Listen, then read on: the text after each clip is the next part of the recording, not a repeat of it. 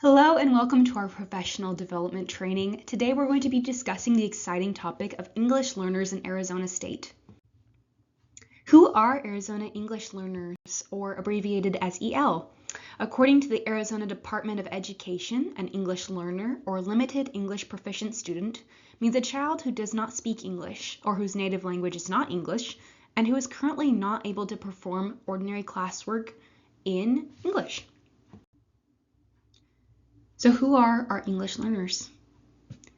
Well, if we look at the Arizona statistics by Sugarman and Geary, we see a lot of different demographics. In the Arizona Department of Education, they took a study from 2016 to 2017 to indicate that English learners represented 6% of the state from pre-K to 12.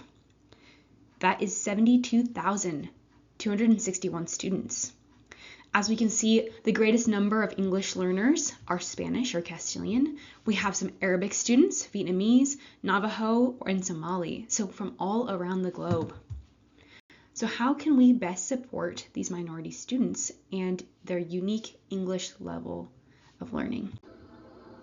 So how can we best support our English learner students? Well, let's talk about structured English immersion, or often seen in your textbook as SEI. So structured English immersion provides English learners with intensive instruction in English language skills for a considerable portion of the school day prior to transitioning into general education classes.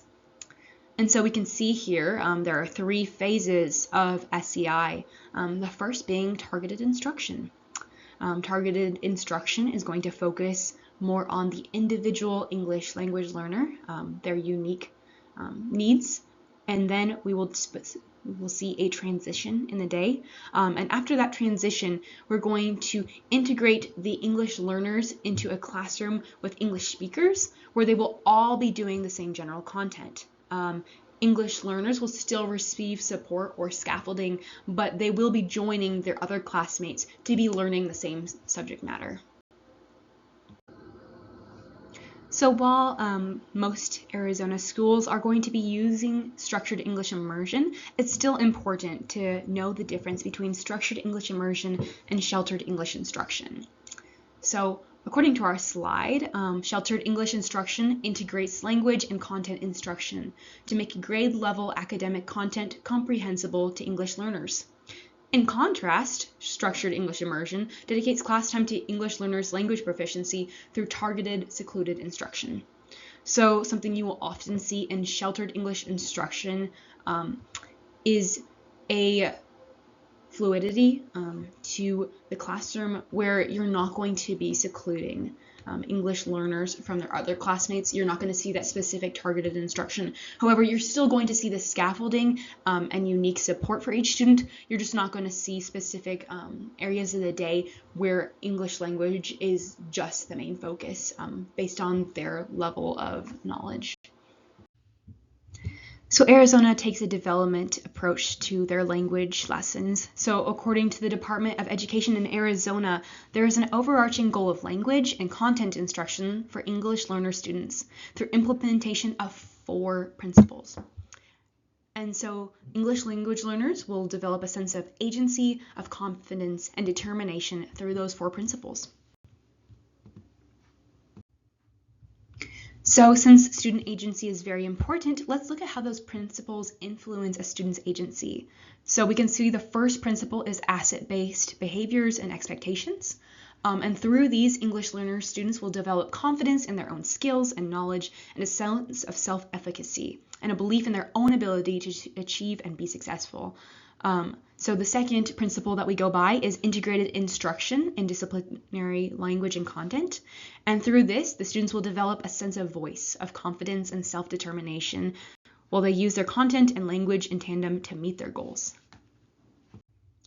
Since we use structured English instruction in Arizona State, we have targeted and explicit language instruction. And because of this, we hope that students will develop a sense of voice, of confidence and self-efficacy around their language use.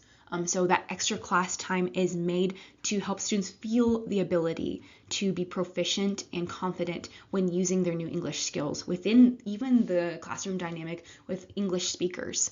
Our fourth principle, assessment, monitoring, and feedback. We want students to have opportunities to set their own goals and learn and measure and evaluate their progress towards those goals. So within structured English immersion, we have a lot of opportunities for different testing, for different self-analyzation, and that is supposed to help students see their progression as they become more fluent and more confident in their English skills. So in Vaughn's article, he writes about the importance of agency and the three types of agency, which are dispositional, motivational, and positional. And so when we're looking at agency and wondering why is student agency so important, we can look to some of the popular educational psychologists like Vygotsky and Bandura. Vygotsky stated that through the use of tools and social practices, individuals take up agency as they negotiate and interact with social contexts. So interaction in the classroom is important. It helps students become more autonomous, more independent, and more able to feel confident to use their new language skills. Bandura also highlighted that agency is associated with an individual's self-efficacy and strive for control of their learning activities. So the more agency you have, Bandura says, that is linked with the idea that I can do this. So we want to support students in their idea of agency, the ability that they can accomplish new language skills as they work hard and as they collaborate with their peers. So when we're talking about structured English immersion, we can look at the different models and how this is implemented into the Arizona schools districts. So as an educator, you might get to participate in a newcomer model. This is for students with very limited English proficiency. It aims to acculturate students to life in the United States and to assist students in acquiring beginning English language skills and develop core academic skills and knowledge.